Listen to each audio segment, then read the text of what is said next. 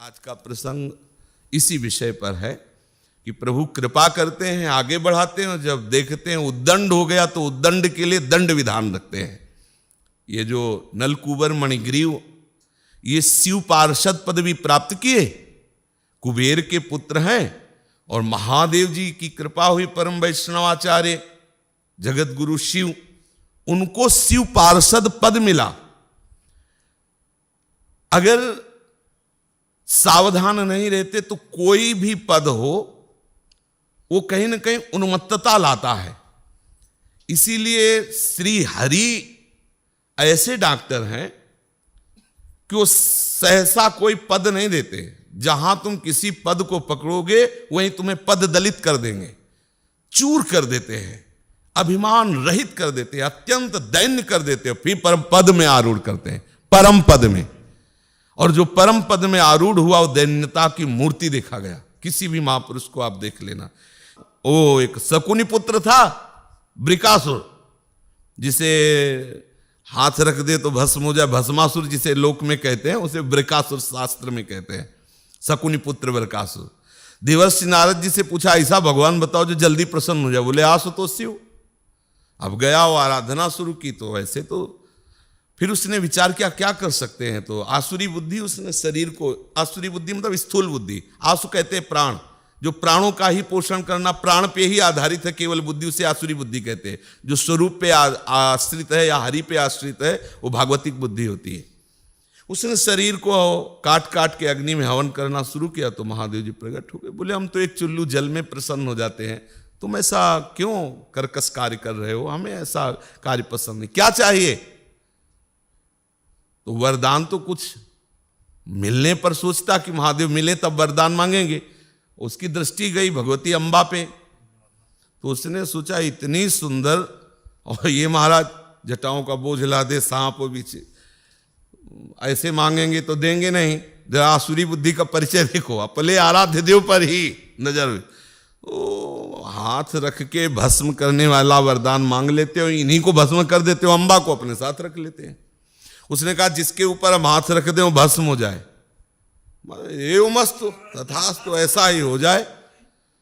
वो इन्हीं के ऊपर हाथ रखने के लिए अब ये तो भागे, देखो महाराज फंस गए संकट में। अब वो भी आसुरी शक्ति से संपन्न, भागा वो भी पीछे। महादेव जी ने सोचा कि ऐसा ना हो कि कहीं वो रखी दे पीछे से आके, तो प्रभु श्री हरि का स्मरण किया कि महाराज समस्या में फंस गए, अब आओ। तो नवीन ब्रह्मचारी का रूप धारण करके आए। बोले बृकासुर जी प्रणाम। ऐसी मधुर वाणी और ऐसा तेजस्वी प्रणाम कर रहा है, तो थोड़ा मतलब प्रणाम में एक होता है कि अच्छे अच्छे रुक जाते हैं। अरे महाराज आपकी कीर्ति का विस्तार हो रहा है। बृकासुर ने सोचा क्या, और तुम महादेव जी के पीछे क्यों भाग रहे हो। तो उन्होंने कहा कि इन्होंने इनके वरदान और श्राप की बात एकदम झूठा, एकदम झूठा। तुम्हें पता नहीं दक्ष ने श्राप दिया था तो पिशाच भाव को प्राप्त है। दिमाग काम नहीं कर रहा महादेव जी का। बोले अच्छा, बोले हर बात झूठी, दक्ष ने श्रापित है। देखो एक बात करो, मुझे मंत्र बल है, ब्रह्मचारी हो ना, और तुम्हें शरीर बल है। मंत्र बल से हम रोक लेंगे, तुम शरीर बल से उनको नष्ट कर देना। एक बार परीक्षा करके तुम देखोगे अपने ऊपर हाथ, अगर झूठा निकलेगा दोनों मिलके फौरन देख लो जगत गुरु श्री हरि की लीला। और उसको सोचना चाहिए कि अगर सत्य हो गया तो बचेगा कौन। जे ही ऐसे किया तो महादेव जी के वचन भला झूठे हो सकते। 1 मिनट में राख हो गया, भस्म हो गया, जल गया। महादेव जी बोले महाराज अपने बचाव पक्ष को भी तो सोच लिया करो, ऐसे वरदान आप ऐसे असुरों को दे देते हो, सोच करके दिया करो। तो हमारे जो करुणा निधान प्रभु महादेव और हरि दो नहीं है, पर लीला में हमारे जो करुणा निधान श्री हरि हैं, ये सहसा किसी को ऐसा नहीं करते। दुलार तो मां जैसा करते हैं, लेकिन अत्यंत विवेकवती मां जैसा दुलार करते हैं कि अगर आप मांग रहे हो ये विषय चाहिए और आपकी हानि हो जाएगी तो नहीं देंगे। जैसे अत्यंत लाड़िले नारद जी हैं, अत्यंत लाड़िले, मतलब प्रभु और नारद कहने को दो हैं, नारद जी साक्षात भगवान का स्वरूप हैं, इतने भजरानंदी, इतने प्रिय हैं श्री हरि के, लेकिन उनके हृदय में थोड़ा सा भाव आया, महादेव जी के पास गए, हमें थोड़ा सा काम पर विजय प्राप्त करने का बल अनुभव में आया है। महादेव जी ने कहा भाई ऐसी बात मत करो, मतलब क्योंकि उपासना में क्या होता है, जैसे हम चलते हैं ना तो गुरु कृपा से काफी समय तक हम संयम से चल जाते हैं। जिस विषय में गर्व करोगे धूल दूसरित हो जाओगे, क्योंकि ऐसे कि शरणागत हो सुनो राम कर सहज स्वभाव जन अभिमान एक। अगर शरणागत नहीं तो कुछ दिन चल सकता है, थोड़ा थोड़ा बड़ा हो, सड़े, फिर ऑपरेशन हो, लेकिन अत्यंत उदार श्री हरि अपने शरणागत जनों को इतना लंबा नहीं खींचते, बहुत जल्दी उसके उस अभिमान का। तो भगवान शिव के पास इसीलिए भेजा था कि परम वैष्णवाचार्य हैं, वो जो कहें वो सुने हुए मान ले। भगवान शिव ने कहा देखो हमारे सामने कहा तो कहा, हरि के सामने बात मत कह देना जाकर के कि मैं काम विजयी हूं। जब अहम आ जाता है तब विपरीत बुद्धि हो जाती है। जो गुरुजन उपदेश करते हैं तो उसमें फिर लगता है कि इनमें इनकी चाल है। महादेव जी के अमृतमय वचनों में देवर्षि नारद को चाल नजर आई। क्या ये हमारा यश नहीं सह सकते, क्योंकि ये स्वयं काम विजयी नहीं है। काम जब अपना स्वरूप प्रकाशित किया तो इनकी समाधि भंग हुई, मेरी नहीं भंग हुई। इनको गुस्सा आया, काम को भस्म कर दिया, लेकिन मुझे गुस्सा भी नहीं आया। ये बात इनको पच नहीं रही, इसलिए मना कर रहे हैं हरि से मत कहना जाके। परम हितैषी भगवान शिव के वचन उनको कटु लगे, उनमें चाल लगी। अब उठाई बीणा सीधे श्री हरि के पास गए, और हरि भी लीला विहारी हैं। वैसे तो नारद जी को प्रणाम करने का अवसर देते थे, आज स्वयं आओ आइए नारद जी विराजो आसन। कैसे हो? बोले हरिजू आपकी कृपा है, और गर्व सहित कह रहे हैं प्रभु हमने काम को परास्त कर दिया। नारद जी जो आपका स्मरण कर ले वो काम विजयी हो जाए, आप काम विजयी हो जाए, कौन से आश्चर्य। आपका जो स्मरण, और पक्की बात हरि के वचन विनोद में भी जो है वो परम सत्य है। ऐसे महापुरुषों का यदि चिंतन किया जाए तो निष्काम हो जाए। बोले आपकी कृपा प्रभु, लेकिन ये हृदय से नहीं, गर्व युक्त। हरि ने देखा कि मेरे पावन भक्त में ये बड़ा भारी अंकुर गर्व का। थोड़ा समय व्यतीत हुआ, अच्छा प्रभु? बोले हाँ पधारो ना। थोड़ी दूर ही चले थे कि एक नगर दिखाई दिया, जय हो जय हो जय हो। बोले क्या हो रहा है? बोले स्वयंवर हो रहा है। मन में आया कि बाबा जी तुम्हें स्वयंवर से क्या मतलब है? बारात में तुम्हें जाने से, ब्याह में जाने से, जहां बहुत सी विषयी पुरुषों की भीड़ हो वहां साधु को जाना नहीं चाहिए, ना ऐसे दृश्य देखने चाहिए। मतलब बहुत सी माताएं बहने जा रही, दृष्टि नहीं देना, न जाने कौन सी दृष्टि आपको फंसा ले।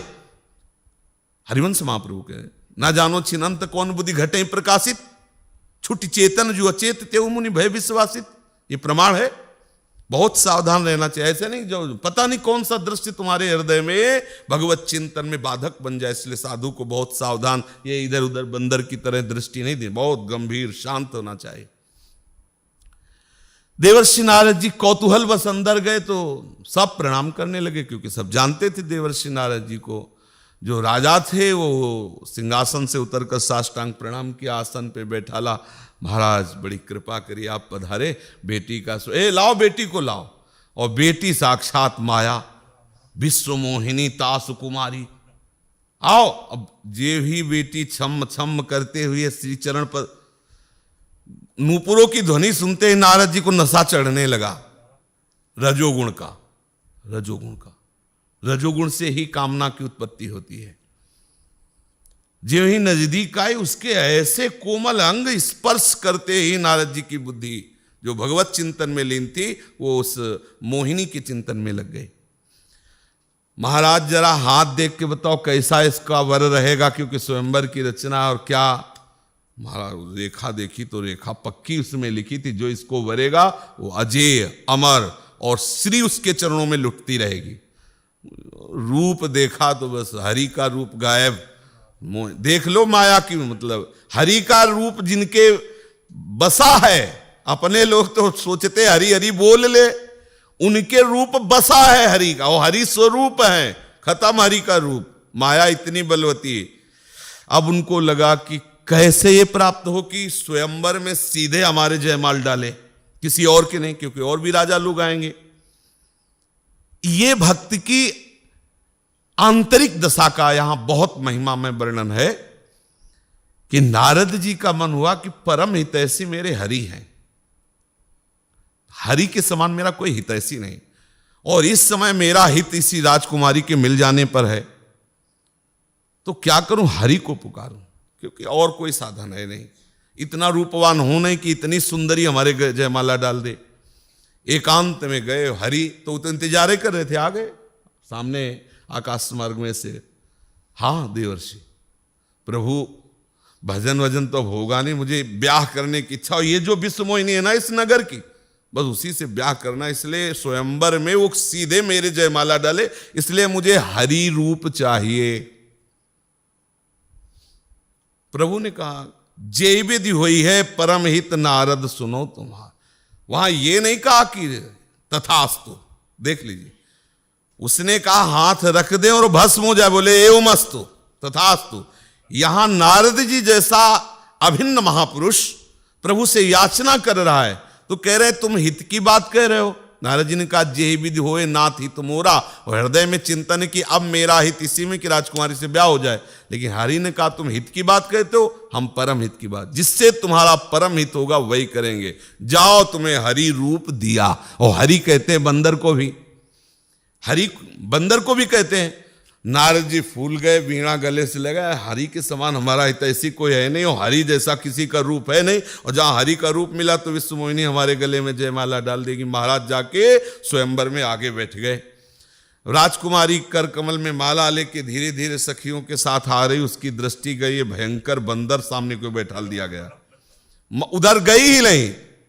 नारद जी ने सोचा कि शायद हमें देखा नहीं, फिर उठे, वो तो बाजी चूक गई ना, हजारों राजा बैठे हुए हैं, वो कोने से हट गई वो, तो अब जिस राजा के समीप जाते खड़ा हो जाता, क्योंकि जानते देवर, और चाहे वो रूप सब राजाओं को दिखाई नहीं देता, केवल राजकुमारी शिव के दो पार्षदों को, हर राजा जहां चाहते वो कुर्सी में बैठ जाते हो, ऐसे देखते, वो गुस्सा होकर उधर से चली देती। नारद जी पूरी सभा में उचक उचक के कुर्सियों में, देखो कैसा ऑपरेशन हो रहा है, और शिव पार्षद बड़े मतलब कौतूहलवश मनोरंजनवश जहां जहां नारद जी वही बगल में जाते हो हंसते। नारद जी सोचते हंस क्यों रहे हैं, और राजकुमारी मुंह बना के उधर चल देती, और इतने में देखा कि बहुत सुंदर राजकुमार रूप श्री हरि श्यामल अंग कांति प्रकाशित हो रही है। पधारे जो ही पधारे सोई जयमाला आते ही डाल। नारद जी ने जे ही देखा तो उनका हरे मानो प्राण निकल गए हो।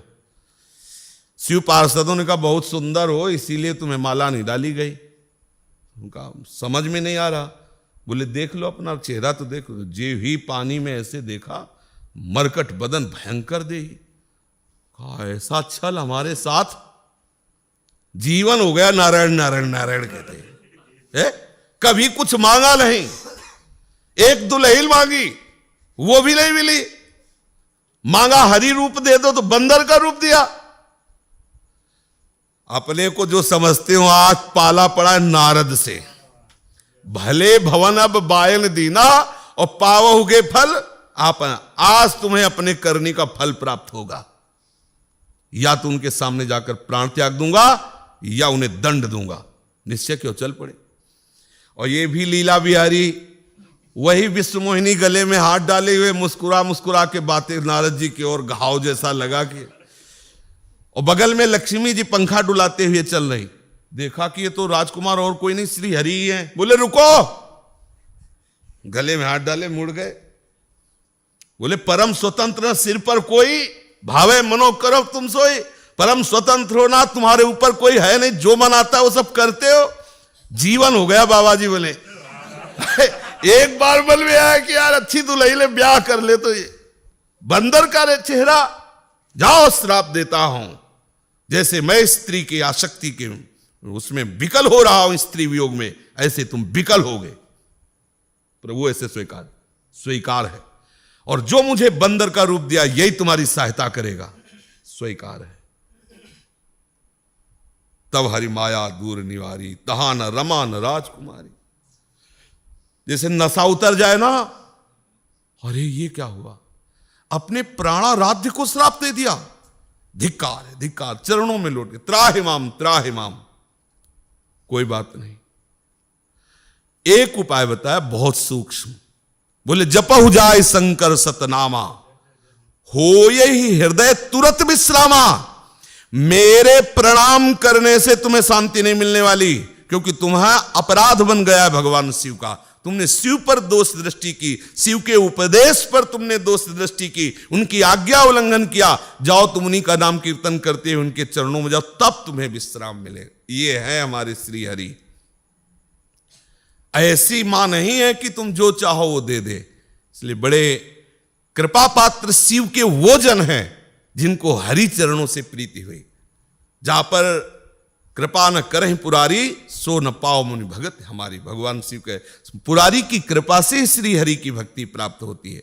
तो हमारे करुणा निधान प्रभु जब देखते हैं कि उनका कोई जन अभद्र हो रहा है, अमर्यादित हो रहा है, शास्त्र विरुद्ध हो रहा है, तब वो अपने किसी महापुरुष के हृदय में रोष पैदा कर देते और दंड विधान कर देता है। जो प्रसंग आगे का है कि उखल में हमारे श्री बाल गोविंद को मैया ने बांध दिया, वो भी इन्हीं गोविंद की इच्छा से नहीं। जो मैया लालजू का काजर मलना नहीं सह पाती, लाला ऐसा हुआ कि विकल हो जाती है, वो मैया उखल में रस्सी से लाला को बांध दिया, असंभव। पीछे चरित्रों में सुना आपने कि माता का कितना वात्सल्य है, लेकिन आज वो वात्सल्य में तनिक भी सिकन नहीं पड़ रही है कि वो द्रवित हो जाए। बहुत सी गोपियों ने देखा कि हम तो ये समझ रही थी केवल तुम डराने के लिए लीला कर रही हो, तुमने तो वास्तविक बांध दिया, इतनी तुम निर्दयी हो रहे हो यशोदा। ये मैं सह नहीं सकती कि बाल गोविंद को तुमने जो उखल से बराबर बांध दिया। हम सोच रही थी आप केवल डराओगी, बांधोगी नहीं। चलो बांध दिया, आप तुरंत छोड़ दो।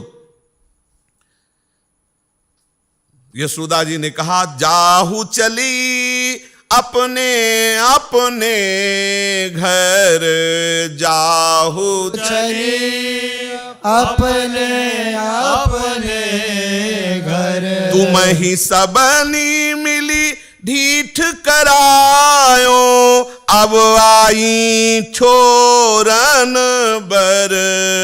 तुम ही सबने मिली ढीठ करायो, अब आई छोरन बर। चलो जाओ जाओ सब। यशोदा मैया बड़े आवेश में बोली गोपियों से, जाओ जाओ सब, यहां सब चली आई, छोड़ दो छोड़ दो। तुम सब लोगों ने बिगाड़ दिया मेरे लाला को।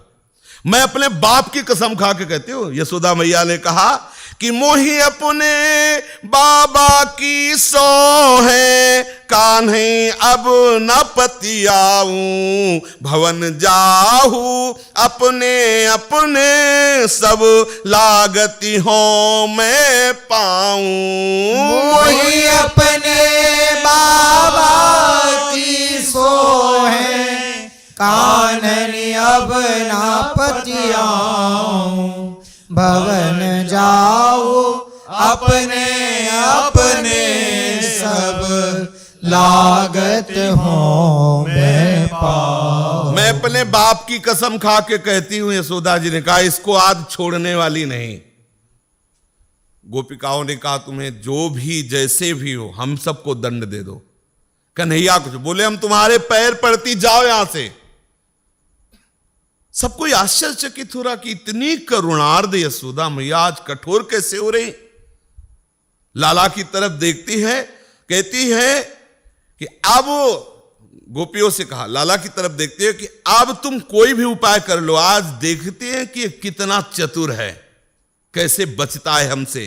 मुंह को जनी बर जो जुवती को देखो हरि के ख्याल। सूर श्याम सो कहती यशोदा बड़े नंद के लाल। मुंह को जनी बर जो जुवती को देखो हरि के ख्याल। सूर श्याम सो कहते यशोदा बड़े नंद के। कोई भी गोपी रोको मत, देखती है कितना चतुर है ये, बड़ा नंद का लाला बनता है। जिधर देखो उधर से शिकायतें आना शुरू हो गई। आज पूरी मरम्मत कर देंगे इसकी। यशोदा मैया एकदम, गोपिकाओं ने यशोदा मैया से कहा कि आपने बांधा है, माट फूट गया, मक्खन गिरा दिया, फैला दिया, जितना को मैं लाके दे दूं। कहो तुम माखन ल्यावे घर ते, कहो तुम माखन ल्यावे घर। जा कारण तू छोरती नाही, लकुट न डारती करते। जा कारण तू छोरती नाही, लकुट न डारती करते। कहो तुम माखन ल्यावे घर ते, कहो तुम माखन ल्यावे घर पे। गोपिकाओं ने कहा कि मैया यदि आपको इतना नुकसान चुभ रहा हो तो जितना माखन तुम्हारा लाला ने नुकसान किया वो सब ला के दे, वैसे ही माट ला के दे दूं। लेकिन आप ही जो कठोर होके लाला को बांधा, ये सुनहु महरी ऐसी न बूझिए। देखो तो सकुची गयो मुख डरते, ज्यो जल रूह शशि रश्मि पाई के। फूलत नाहिन सरते, उखल लाई भुजा धरि बांधी। मोहनी मूरति बरते, सूर श्याम लोचन जल बरसत जनमुक्ता हिम करते। देख रही हो श्याम सुंदर की मुख की तरफ कैसा कुमला गया है, जैसे सरोवर में कमल खिलना चाहता हो लेकिन चंद्रमा की रश्मि पड़ने पर वो संकुचित हो जाए, ऐसे हो रहे हैं। देखो उनकी आंखों से आंसू गिर रहे हैं। आप उखल में बांधे हुए हो। मैया जो नुकसान है हम सब दे देंगे, लेकिन लाला को मुक्त कर दो। मैया नहीं करती। गोपीजनों के मन में आया कि अब एक उपाय है। दाऊ दादा, सब दाऊ दादा को एकांत में ले गए। बोले आपको मैया बहुत प्यार करती है, क्योंकि दाऊ दादा प्रायः कोई ऐसी चेष्टा नहीं करते जिससे मैया कभी छड़ी उठावे कान पकड़े। ये तो सब लाला की बात है। दाऊ दादा बहुत गंभीर और बहुत ठीक निर्णय करने वाले हैं। तो आप जाके मैया को समझाओ, क्योंकि मैया आपकी बात मानती है। हलधर सो कही ग्वाली सुनायो, हलधर सो कही ग्वाली सुनायो। प्रातः तय तुम्हारो लघु भैया, जसुमती उखल बांधी लगायो। प्रातः तय तुम्हारो लघु भैया, जसुमती उखल बांध लगा। सब गोपीजनों ने कहा प्रातः काल से मैया यशोदा ने लाला को उखल में बांध रखा है, तुम्हें चुभ नहीं रही है बात? बलराम जी से कहा आप जाकर के कहो। ये सुन के हलधर तहां धाये, देखी श्याम उखल सो बांधे, तब ही दो लोचन भरी आए। यह सुन के हलधर तहां धाये, देखी श्याम उखल सो बांधे, तब ही दो लोचन भरी आए। नजदीक गए, लाला की तरफ देखा, उखल में बंधे हुए सर झुकाए हैं, तो आंसू आ गए बलराम जी के। और मैया से हाथ जोड़कर कहने लगे, मैं बरजो के बार कन्हैया, भली करी दो हाथ बंधाए, अजहूं छोड़ोगे लंगराई, दो कर जोरी जननी पे आए। मैं भर जो के मार कन्हैया, भली करी दो हाथ बंधाए, अजहू छोड़ोगे लंगराई, दो कर जोरी जननी पे आए। श्याम ही छोरी मोही बांधे बरु, निकसत सगुन भले नहीं पाए। मेरे प्राण जीवन धन कान्हा, तिनके भुज मोहि बंधे दिखाए। श्याम छोर मोहि बांधे बरु, निकसत सगुन भले नहीं पाए। मेरे प्राण जीवन धन कान्हा, तिनके भुज मोहि बंधे दिखाए। बलराम जी लाल जी की तरफ देख के कहते, समझाते थे मानते नहीं थे। तुम्हारे दोनों हाथ बंधे देखकर मुझे चैन हो रहा है, मानो इशारा कर रहे हो कि इसीलिए मैं बड़ा होकर आया था, तुम्हें कोई कष्ट ना होने पावे। और बलराम जी के आंसू आ गए और मैया से कहा, मैया मैं प्रार्थना करता हूं कि लाला को छोड़ दो, मुझे बांध दो। जितना तुम्हें उसे कष्ट देना उससे दुगना मुझे कष्ट दे दो, लेकिन लाला को छोड़ दो। मैया आज बहुत गुस्सा में है। मैया कह रही है कि हम तुम्हारी आज बात मानने वाली नहीं, क्योंकि मैंने जान लिया तुम दोनों एक ही रास के हो। जैसे कन्हैया वैसे बलदाऊ, तुम्हारी हम बात मानने वाली नहीं। ये आज मैया मान नहीं रही। क्यों किसी की बात? इसलिए नहीं मान रही कि हरि के हृदय में कुछ और है। निरखी श्याम हलधर मुस्काने, निरखी श्याम हलधर मुस्काने।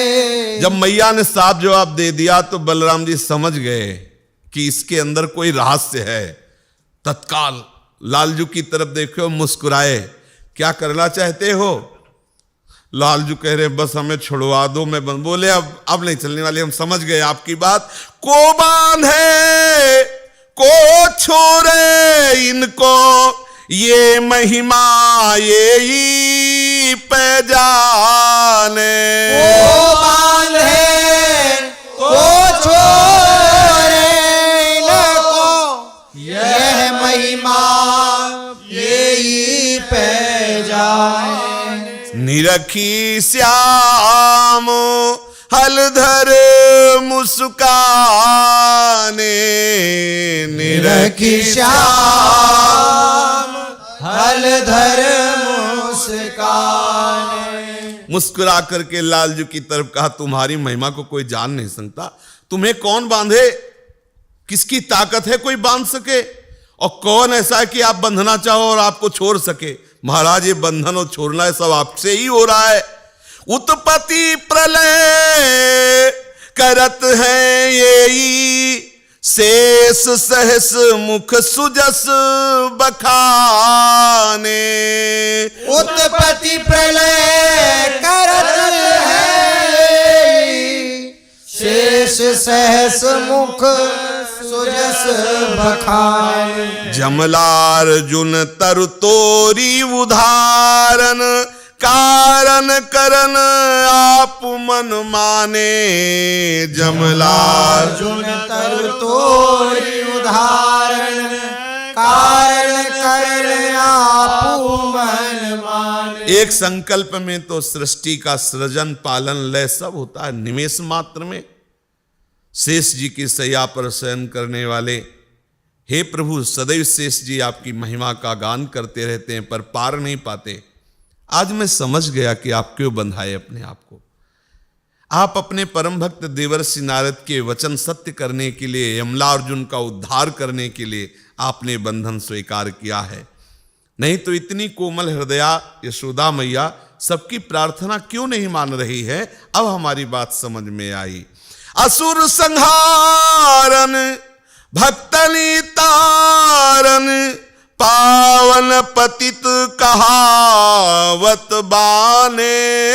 असुर संहारन भक्तन तारन, पावन पतित कहावत बाने। सूरदास प्रभु भाव भक्ति के अतिहित जसुमति हाथ बिकाने। सूरदास प्रभु भाव भक्ति के अतिहित जसुमति हाथ बिकाने। मैया ने कठोर आदेश कर दिया, कोई यहां रुकेगा नहीं, चलो सब गोपियों को बाहर किया, बलदाऊ जी को भी बाहर कर दिया और रूस करके मैया किन्हीं अन्य कार्यों में लगी रही। अब लाला ने विचार किया कि बढ़िया अवसर है, कोई हैलेम निकल चलते हैं यमलार्जुन का उद्धार करने के लिए। पुरा नारद शापेन वृक्षताम प्रापितो मदात नलकुबर मणिग्रीवा विति व्याख्यातो श्रेयान्वितो। जिनका नाम नलकुबर मणिग्रीव है, उनके घमंड को देख करके अभिमान चूर करने के लिए नारद जी ने शाप दिया था और वो बेचारे अभी तक उसी शाप से शापित होकर वृक्ष रूप में इंतजार कर रहे हैं, तो मैं चल करके उनका उद्धार करूं। प्रश्न हुआ कि नलकुबर मणिग्रीव को इतने कृपालु श्री नारद जी ने शाप क्यों दे दिया? वैसे कभी भी कहीं भी किसी भी मुनि ने किसी को श्राप दिया, इतिहास उठा के देख लो, उसका परम मंगल हुआ है। मुनिन का क्रोधौ मुक्ति दातार, ऐसा महापुरुषों ने वर्णन किया है। आज तक कभी कोई संत किसी को भी कहीं भी अगर दंडित किया है तो उसका महामंगल हुआ है। जब वेन ने अत्यंत शास्त्र विरुद्ध आचरण किए, संतों की निंदा की, भगवान की निंदा की, अवहेलना की, तब लगा कि अब इसे कोई नरक से नहीं बचा सकता, अब इसकी दुर्गति पक्की है। लेकिन आश्चर्य की बात, रोष करके भगवत प्रेमी महात्मा जन गए और कहा, तुम भगवान की निंदा करते हो, तुम भगवत स्वरूप शास्त्रों की अवहेलना करते हो और तुम राजा पद में विराजमान हो। यह धर्मात्माओं से विभूषित सिंहासन था, उस सिंहासन पर तुम विराजमान हो। उसने भी बहुत कटु व्यवहार उन संतों के साथ किया कि तुम सब व्यभिचारी हो। संतों को लगा कैसे व्यभिचारी, उनका जो अपने पति को छोड़कर दूसरे की तरफ दृष्टि करे हुए विचारी कहा जाता है। मैं राजा हूं, मेरी तुम प्रजा हो, मैं तुम्हारा पति हूं, मैं भगवान हूं, मेरी स्तुति करो, और कौन भगवान है? तुम सब। संतों ने आपस में देखा कि अब ये सुलझने वाला है नहीं, समझने वाला, तो एक हुंकार की, एक साथ क्रोध भरी हुंकार से तत्काल मर गया। कोई अस्त्र शस्त्र नहीं चलाना पड़ा। अब लगा ना कि इसकी दुर्गति होगी, लेकिन जहां संत किसी भी तरह से जुड़ जाए जाके, परम मंगल। भगवान की इतनी भी भक्ति नहीं थी, उसे भगवान के बाप होने का सौभाग्य प्रदान कर दिया। दाहिनी भुजा से महाराज पृथु और बाईं भुजा से अर्ची। भगवान के 24 अवतारों में पृथु अवतार है। वेन को यह सौभाग्य मिला संतों की कृपा से कि उसकी दाहिनी भुजा से भगवान पृथु और बाईं भुजा से अर्ची महारानी का प्रादुर्भाव हुआ। कहीं भी कोई भी ऐसे संत का प्रसंग नहीं आता कि उसने क्रोध किया हो और अमंगल हो गया हो। देखो, जब काग के रूप में कागभूषण जी नहीं है और लोमस ऋषि से उत्तर प्रत्युत्तर बहुत बार किया तो उनको क्रोध आ गया, शाप दिया कि ये चेष्टा कौवे की तरह बार बार कांव कांव करके हमारी बात को काट देते हो, जाओ तुम काक शरीर को प्राप्त। लगा बहुत अहित हो गया। कहा मनुष्य शरीर में भगवत भजन की भावना, क्योंकि उनके हृदय में था मैं सगुण साकार श्री हरि का रूप देखूं तब तुम्हारे निर्गुण निराकार ब्रह्म की बात सुनूंगा आके। हमें सगुण साकार, पहले हमें रामचरण वारिज जब देखो, उनका हट गलत नहीं था, लेकिन बार बार उत्तर प्रत्युत्तर देने पर ज्ञानियों के भी हृदय में आवेश आ जाता है। उसी आवेश से युक्त होकर साप दे, जा कौआ हो जा। लेकिन ऐसे काग हुए कि भगवान शिव भी उनके श्रोता बने आकर के।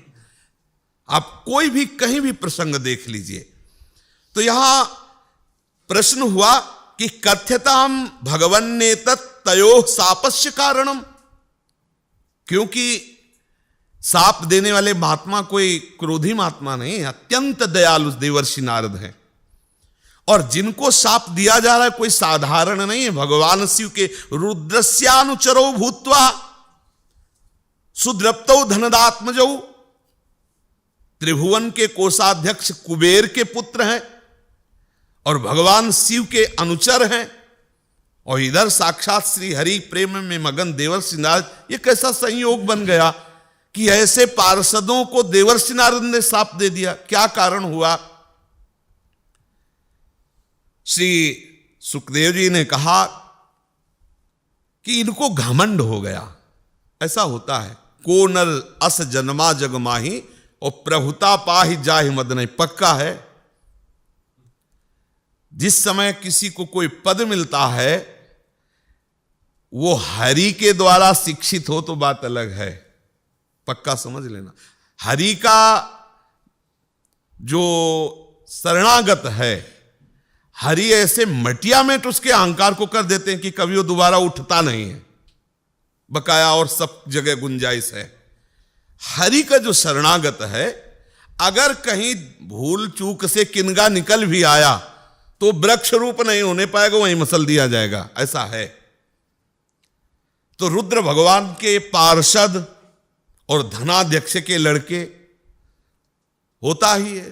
किसी अरब खरबपति का लड़का हो ना तो उसके रंग ही अलग होते हैं, और फिर पदाधिकारी हो भारत सरकार में तो फिर क्या कहना, फिर तो और ही। तो पदाधिकारी कैलाशपति भगवान शिव के अनुचर और कुबेर के लाडले लड़के, तो भगवती गंगा जी में नंगे खड़े होकर के और सब 9 युवतियां अप्सराएं ऐसे विहार कर रहे थे और शराब भी पिए हुए थे। बहुत बड़ी गलती की। भगवती गंगा, अलकनंदा, भागीरथी और मंदाकिनी 3 धाराएं प्रकाशित हुई जटा से। तो जो स्वर्ग में अंतरिक्ष में प्रवाहित है वो अलकनंदा, जो भूतल में प्रवाहित है वो भागीरथी गंगा, और जो रसातल में नीचे की तरफ से आई हुई अनुसुईया जी ने प्रकट किया जिनको, वो मंदाकिनी गंगा। तो गंगा जी में इस तरह से निर्वस्त्र इतने बड़े पदाधिकारी शराब पिए हुए और ऐसी उन्मत्तता।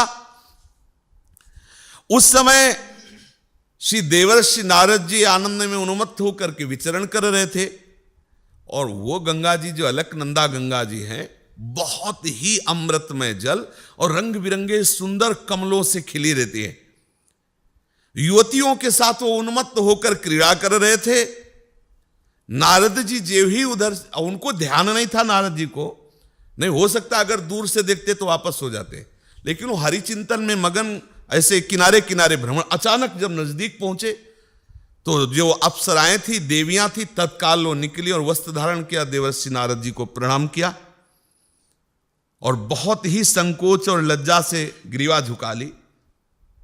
लेकिन ये दोनों वैसे ही शराब पिए वैसे ही खड़े उन्मत्त थे। नारद जी ने देखा कि ना कोई नमन मुद्रा है, ना कोई इनको पश्चाताप है, ना हमारे आने का इनको कोई भय है। तो उन पर अनुग्रह करके देखो, तौ दृष्ट्वा मदिरा मत्तौ श्रीमदांधौ सुरात्मजौ तयोरनुग्रहार्थाय सापम दास्यन्निदं जगौ। बहुत महामहिमा में बात श्री सुखदेव जी कह रहे हैं। तयोर अनुग्रहार्थाय, उनकी इस बुरी दशा से उनको उबारने के लिए अनुग्रह किया देवर्षि नारद जी ने। इसीलिए कभी किसी महापुरुषों का, संतों का यदि कोई दंड विधान हो जाए तो उसे महानुग्रह मानना, कभी ये मत मानना कि इन्होंने ऐसा क्यों किया। एक बार पूज्यपाद श्री उड़िया बाबा जी की सेवा में, शरीर सेवा में रहने वाले कोई उपासक थे। कभी कभी हो जाती है चूक, तो उनसे कोई चूक हो गई तो बाबा तो ज्ञान विज्ञान संपन्न महापुरुष, उन्होंने बुलाया सभा में और कहा आपसे गलती हुई। तो उन्होंने स्वीकार किया जी हमसे गलती हुई। तो इसका दंड विधान है 3 वर्ष तक हमारे सामने नहीं आओगे। यद्यपि और कोई दंड दे देते तो सहने योग्य था, लेकिन ये दंड असहनीय है। जो श्रीअंग सेवी हैं वो तो जीवित ही उसी से हैं, वो तो वही जानते हैं जो सेवा में रुचि भाग्य से जिनकी हो गई है, गुरु आज्ञा में रहना जिनका स्वभाव बन गया है, जिनको गुरु दर्शन से भगवत आनंद की अनुभूति होती है, वो तो कोई बहुत बड़े भाग्यशाली, और वो महाभाग्यशाली थे क्योंकि उनको ऐसे महापुरुष का दंड विधान हुआ। 3 वर्ष तक तुम हमारे सामने मत आना। प्रणाम किया, उनकी अनुमति से पादुका ली और निकल गए। और गंगा किनारे एकांत में जा करके ऐसे कई कई दिन भूखे रहकर, एक झोपड़ी पड़ी थी खंडहर जैसी, और उसमें भजन करते। उनका यश प्रकट होने लगा, लोग भोजन लाने लगे। तो एक कोई महापुरुष थे जो उड़िया बाबा से मित्रवत व्यवहार करते थे।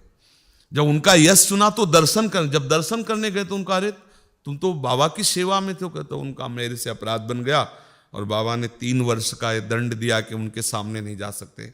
और रोने लगे कि मुझे सब कुछ सहन हो सकता है, लेकिन एक बार दर्शन करने की अनुमति मिल जाए कि हम अगर वो 6 महीने में कहते 6 महीने में, साल में कहते एक बार मैं दर्शन कर। तो वो आए और बाबा ने ऐसे मुंह फेर लिया, कुछ कहा। ये जब वो सूचना गई तो और विरह, 3 वर्ष में ब्रह्मबोध हो गया। 3 वर्ष में जो कई जन्मों में भी नहीं होता, इतना विरह और तप में जीवन और बाबा के आदेश का पालन 3 वर्ष में ब्रह्म। जब वो गए तो बाबा ने उनको आलिंगन किया।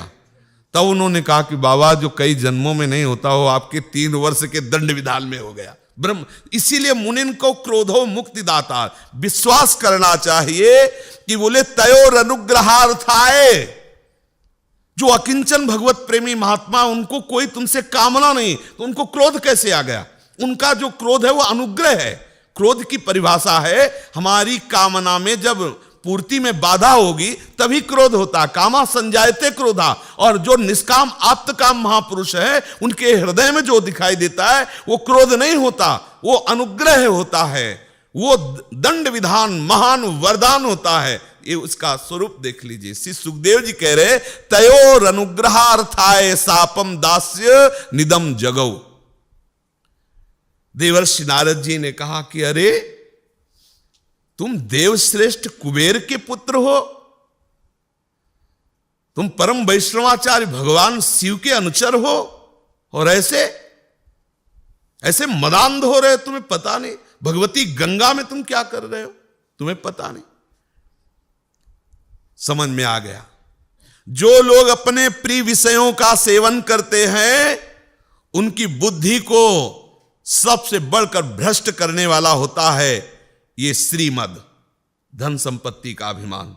मैं धनी हूं। नहन्यो जुसतो जोश्यान बुद्धिभ्रंशो रजो गुणः श्रीमदादाभिजात्यादिर यत्र स्त्री द्यूतमासवः। क्यों? सबसे बुरा ये क्यों है? श्रीमद, धन संपत्ति का अभिमान, धन संपत्ति का गर्व सबसे बुरा क्यों है? क्योंकि इसमें भयंकर रजोगुण आ जाता है। और जहां ये भयंकर अहंकार बढ़ा श्रीमद का, तो पर स्त्री के साथ दुर्व्यवहार करने, मतलब व्यभिचार प्रवृत्ति, और मदिरा पीना और जुआ खेलना, यह स्वभाव में हो जाता है। उनका मनोरंजन हो जाता है। शराब पीना, व्यभिचार करना, जुआ खेलना, और ये सब महापाप है। जितने महापाप है ये सब श्री मदांध पुरुष के ऊपर आ जाते हैं।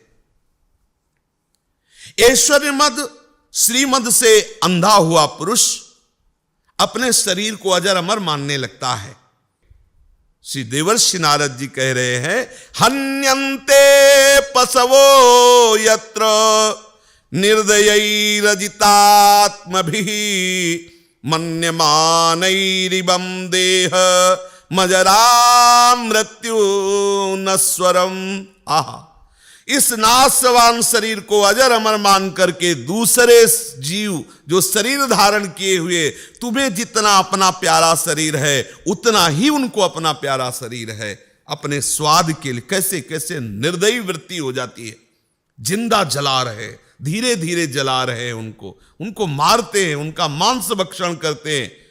ये दोष आ जाते हैं श्री बदांध पुरुष में। मदिरा पीना, पर स्त्री गमन करना, जुआ खेलना और मांस खाना, हिंसा करना, जितने कलयुग के स्थान है वो सब उसमें विराजमान हो जाते हैं। कितना बड़ा अपराध, किसके लिए? इस शरीर के लिए। अरे जिस शरीर को लोग कहते हैं भूदेव, नरदेव, देव आदि पुकारते हैं, पता है उसकी दुर्दशा क्या होती है? देहा किमन्नदातु स्वम निषेक्तुर्मातुरेव च मातुः पितुर्वा बलिनः क्रेतुरग्नेः सुनोऽपि वा देवसंग तपमप्यन्ते क्रमिविद भस्म संगितम भूतधृक् तत्कृते स्वार्थम किम वेद निरयो यतः। यदि इसको गाड़ दिया जाएगा तो इसमें कीड़े पड़ जाएंगे, पक्षी खाकर बिष्ठा करके इसको हग देंगे अगर बाहर फेंक दिया जाएगा। यदि आग में रख दिया गया तो राख का ढेर हो जाएगा। अरे इस शरीर के पोषण के लिए शराब पीते हो, इस शरीर के सुख के लिए परस्त्री गमन करते हो, इस शरीर के सुख के लिए दूसरे जीवों की हिंसा करके मांस खाते हो, जुआ खेलते हो, तुम्हारी बुद्धि भ्रष्ट हो गई है। ये शरीर क्या है? बोले या कीड़ा पड़ जाएंगे या राख हो जाएगा या पक्षी आदि खा के बिष्ठाक बना देंगे। जो प्राणियों से द्रोह करता है, अपने को समर्थ समझता है, उसकी निश्चित दुर्गति होती है, नरक की प्राप्ति होती है। बताओ तो सही है क्या? बोले साधारण वस्तु है ये शरीर, अगर इससे भजन करके पवित्र भावना से असाधारण परम पद को प्राप्त कर लो तो ये धन्य है, नहीं ये किसी काम में आने वाला नहीं है। अन्य जीवों की त्वचा, मांस, रक्त आदि, हड्डियां आदि कहीं ना कहीं किसी, लेकिन इसका कुछ काम में नहीं आने वाला। शरीर किसकी संपत्ति है? बोले अन्न देकर पालन करने वाले की संपत्ति है, या गर्भाधान करने वाले पिता की है, या 9 महीने पेट में रखने वाली माता की है, या बलवान पुरुष जो इसे अपने अधीन कर लेता है ये उसकी, या दाम देकर खरीदने वाले की, या चिता में धधकती आग में जलने वाले आग की। ये क्या है? अरे साधारण प्रकृति से पैदा हुआ है, बुलबुला है, काम बना लो अपना, नहीं है तुम्हारा, नहीं है तुम्हारा स्वरूप, नहीं है ये तुम्हारी वस्तु नहीं है कि तुम जब तक चाहो तब तक उपभोग करो। मूर्ख के सिवा, पशुता जिसकी बुद्धि में बैठ गई उसके सिवा कोई ऐसा नहीं है जो इस शरीर को इन कामों में लगा के, मदिरा पीना, जुआ खेलना, व्यभिचार करना, मांस खाना आदि आदि में लगा करके इस अमूल्य जीवन को न, वो मूर्ख है, वो पशु है। गोस्वामी जी तो कहते तिनते खर सूकर स्वान भले, उनसे तो गधा सुअर कुत्ता अच्छे। क्यों अच्छे? क्योंकि अपने कर्मों का भोग भोग करके उन्नति ऊपर की ओर उठ रहे और तुम्हारा आधा पतन हो रहा, तुम अपने कर्म बिगाड़ करके नीची योनियों में जाओगे। ये जो दुष्ट श्रीमद से अंधे हो रहे हैं, अब इनकी आंखों को हम खोलने के लिए दरिद्रता रूपी अंजन लगाएंगे। ये दूसरे प्राणियों के दुख को समझते नहीं है, अभिमान में आकर जैसा मन में आया वैसा करते। जिसके शरीर में कभी कांटा नहीं गड़ा वो नहीं समझता है कि दूसरे के सुई चुभो रहा हूं कैसा लगता है। जिसके पैर में कभी कांटा नहीं लगा वो नहीं समझ, और जिसके लगा होता तो लगता है कि जैसे हमारे चुभा ऐसे इसके चुभ रहा होगा। वो श्रीमदांध, वो व्यसनी, वो स्वार्थी पुरुष जीवों को कष्ट देने में सुख का अनुभव करता है। अरे बोलो किसी को भी। एक बार भगवान व्यास देव जी ने देखा एक नाली का कीड़ा बड़ी रफ्तार से रास्ते को क्रॉस कर रहा था। भगवान व्यास देव जी सब भाषाओं को बोलने में समर्थ भगवान के अवतार कीड़ा की भाषा में बोले, ए काय को भाग रहा है? कोई तुम्हारा दिव्य शरीर है क्या जो भाग रहे हो? बोले महाराज सामने सुनो घर घर करती हुई बैलगाड़ी आ रही, अभी दब जाऊंगा, मर जाऊंगा। अरे बोले तो इस कीड़े के शरीर से तो अच्छा मर जाएगा, कोई और शरीर होगा। तो बोले तुम्हें जितना व्यास का शरीर प्रिय है ना, ऐसे हमें कीड़े का शरीर प्रिय है महाराज, इतना भी कम नहीं है।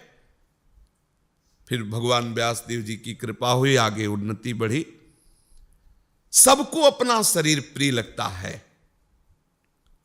तुम जब इस विचार को समझो कि तुम जिस शरीर की हत्या करना चाहते हो, जिस शरीर का मांस खाना चाहते हो, जैसे तुम्हारे बेटे को अपना शरीर प्यारा है, जैसे तुम्हारे परिवार को अपना शरीर प्यारा है, जैसे तुम्हें अपना शरीर प्यारा है, ऐसे वो भी शरीर को प्यार करते हैं।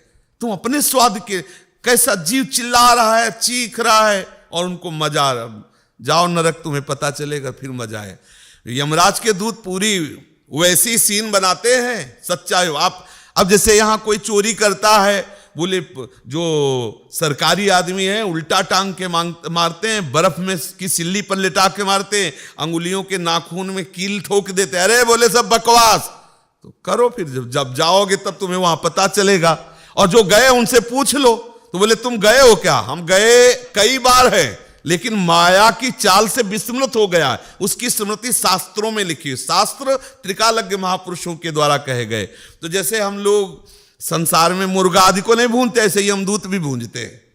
2-4 भयानक यमदूत बैठते हैं और आग का कुंड है और उसको ऐसे भूंज रहे। अब वहां मरना तो है नहीं, वो तो मर गया 1 मिनट में, और वहां तो भूंजते ही रहोगे कितने समय तक। नोच नोच के उसी का मांस उसी को खवाते हैं। क्या क्या दुर्दशा होती। सावधान। देवर्षि नारद जी कह रहे कि जिसके शरीर में एक बार कांटा गड़ जाता है, उसे किसी भी प्राणी को कांटा गड़ने में कैसा कष्ट होता है, इस बात का अनुभव होता है। लेकिन ये जो श्री मदांध होते हैं, ये अभिमानी जन जो होते हैं, ये जो भोगों में सुख पाने की लालसा वाले लोग होते हैं, घमंडी जन, इन लोगों को ये नहीं लगता कि दूसरों को कैसा दुख होता है। प्रतिदिन भोजन के लिए अन्न जुटाना पड़ता है। भूख से जिनका शरीर दुर्बल हो गया है, उस दरिद्र की इंद्रियां अधिक विषय भोगना नहीं चाहती, सूख जाती है। वो दरिद्र दूसरों को सताने की चेष्टा नहीं करता है। इसलिए इन मदांध पुरुषों को दरिद्रता रूपी अंजन देना आवश्यक है। देवर्षि नारद जी ने ऐसा, यद्यपि साधु पुरुष समदर्शी होते हैं, पर संतों का समागम भगवत कृपा से दरिद्रों को अधिक मिलता है। वास्तविक ये मार्ग उनका है जो संपूर्ण वैभव के त्यागी है। देखो नागरीदास जी, आज परमानंद दास, बड़े बड़े राजपद का त्याग करके और भगवत अनुराग मार्ग में चलने वाले हैं। और जो भी जहां से आया है, अगर उसका लक्ष्य भगवत प्राप्ति है, तो वो सर्व त्यागी ही रहेगा, क्योंकि उसका लक्ष्य है। और यदि इस वेश का केवल हम नाटक करके अपनी वासनाओं की पूर्ति, तो कितने दिन 1 दिन चौड़े पे आ ही जाओगे। माया 1 दिन चौड़े पे ले आएगी। तो संतों का समागम प्रायः दरिद्र को अधिक होता। क्यों? क्योंकि वो दैन्य होता है कि मैं नीच हूं, मैं अधम हूं, इसलिए संत जन उस पर कृपा करते हैं। भोग तो पहले से ही छूटे हुए होते हैं। जो भोगों की आसक्ति और तृष्णा होती है, वो संत समागम से छूट जाती, बहुत जल्दी वो भगवत प्राप्ति कर सकता है। महात्माओं का चित्त सबके लिए समान है, पर कोई दैन्य होकर जब तक उनके चरणों का आश्रय नहीं लेता, तब तक भगवत रस का अनुभव नहीं हो पाता। अब जैसे कोई धनी मानी संतों के समीप भी जाते हैं, और ये भगवत विशुद्ध कृपा हुई क्योंकि संत मिले। अब अगर फल फूल कुछ भी स्वीकार कर ले तो गर्व में रहते हैं। अगर वो प्यार से देख भी ले तो उनको गर्व होता है, दैन्यता नहीं आती, क्योंकि वो गर्व में युक्त रहते हैं कि मैं अमुक फैक्ट्री का मालिक हूं ना, इसलिए बाबा मुझे बहुत प्यार करते हैं।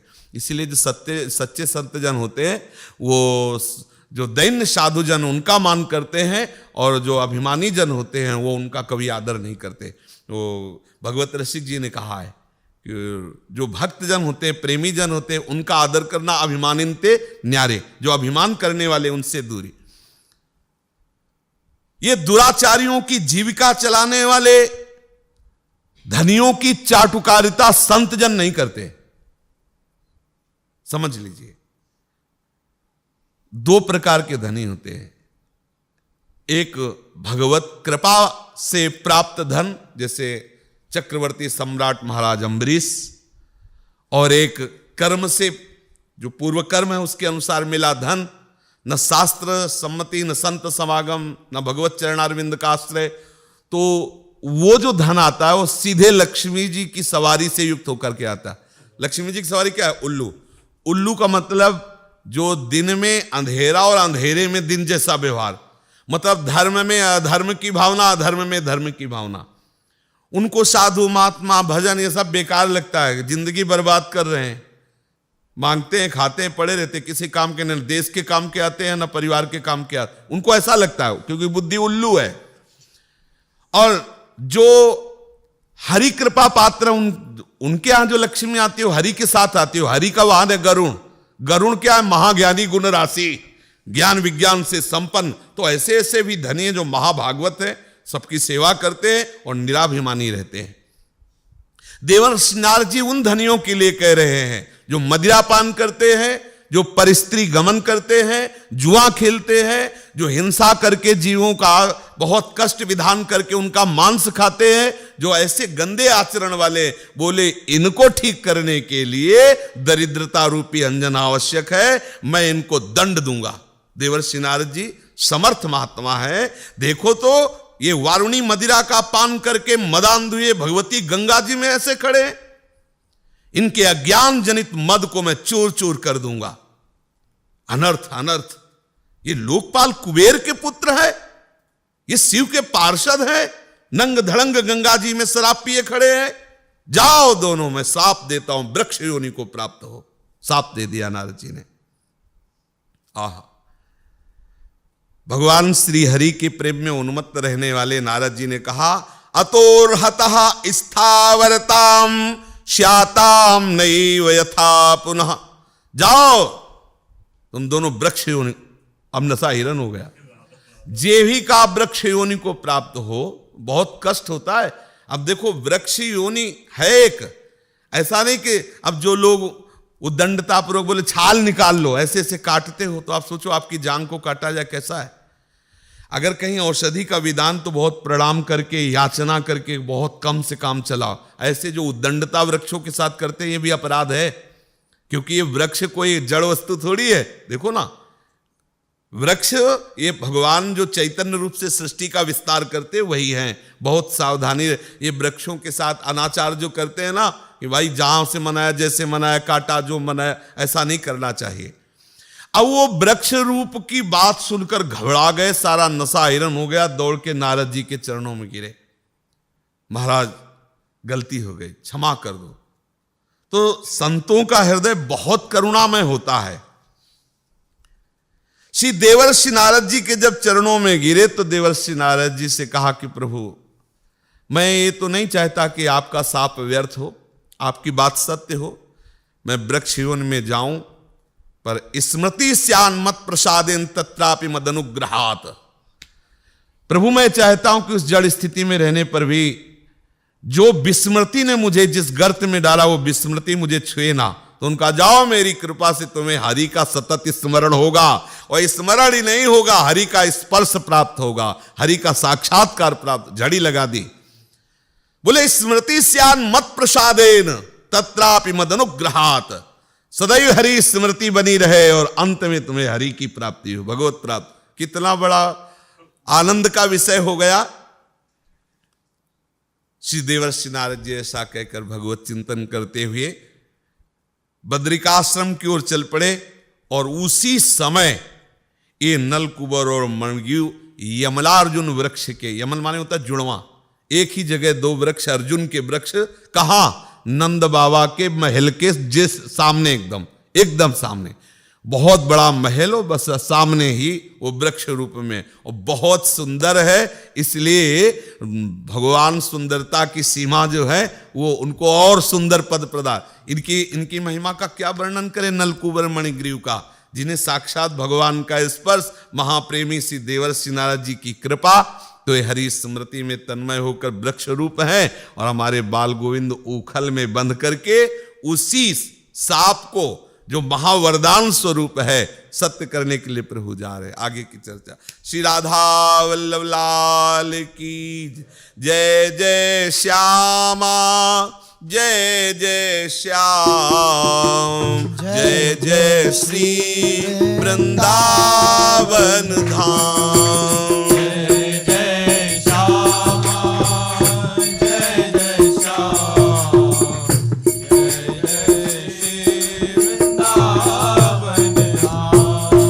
पावन राधे